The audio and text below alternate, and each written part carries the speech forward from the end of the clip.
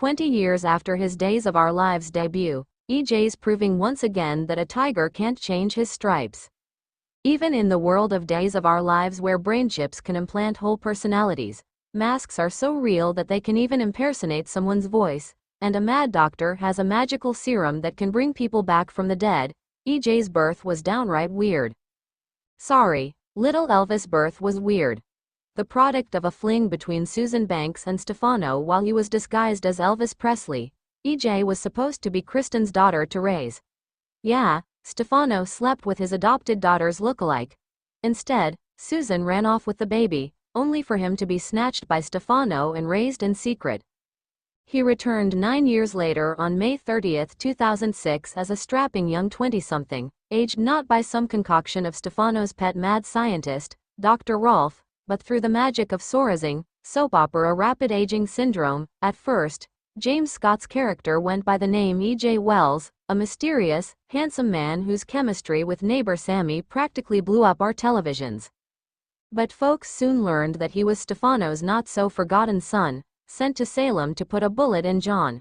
He did just that, only for John to survive, of course, and went on the run, beginning a long career of scheming and romancing his way around Salem. From Kate to Sammy to Nicole to Sammy and Nicole and Belle again and again, EJ was never boring, or alone.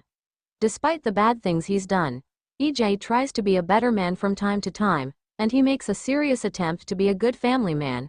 It's just that sometimes, okay, a lot of times, it's hard for him to keep his DiMera nature tamped down. Then there's EJ's relationship with Sammy. Problematic doesn't even begin to describe it, and despite their deeply troubling start, EJ forced Sammy to sleep with him in exchange for saving Lucas's life.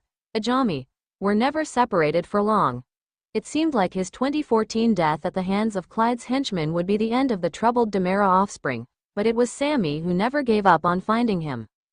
When Dan Feuerriegel brought him back in 2021, we thought maybe EJ's near-death and long convalescence might have changed him for the better. Nope, maybe he's not as violent, all the time, but he's warred with Ava, kidnapped, plotted, schemed, and there was that whole stealing Eric's baby and passing it off as his own with Nicole. Though to be fair, Sloane did it first. After that, he got so vile and vindictive. The only surprise about Rachel shooting him was that someone hadn't pulled the trigger earlier. We thought for a hot second that his near-death experience had finally done the impossible and truly changed EJ for the better. But then, slowly but surely, his snarky nature reasserted itself. And by the time he got his hands on the Phoenix ring that seemed to give Dear Dad Stefano special powers, EJ seemed lost to the dark side once again. Yes, he brought Lexi back from the dead, but EJ's used the opportunity to have his beloved sister back to settle vendettas and make himself rich. Lexi can hurt the hated Paulina. She can keep Theo out of the DiMera CEO chair and let Johnny have it. And the treatment can make EJ obscenely wealthy as he sells it on the black market to the highest bidders, keeping a truly promising medical advancement in the hands of the rich and powerful. You'd think 2 near-deaths and rebirths would change a man, but for EJ, well, it's a good thing we didn't hold our breath. And we wouldn't have it any other way. But let's hope he doesn't tick off too many people this time around, or he may end up